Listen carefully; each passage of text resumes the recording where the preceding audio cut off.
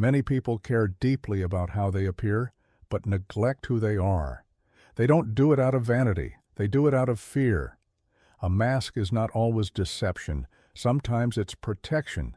You cover yourself in roles, in duties, in appearances, not just to impress others, but to avoid being alone with yourself. A fragile soul needs veils, not because it loves falsehood, but because it couldn't yet bear the truth. Many believe that courage means ripping off the mask immediately. They're wrong. Not every exposure is strength. Not every truth can be endured by an unprepared soul.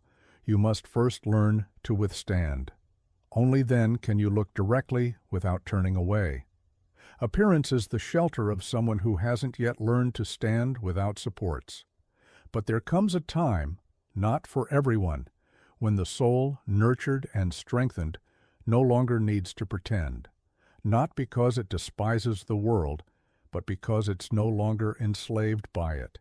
Then you can let the veils fall, not as provocation, not as heroism, but out of peace.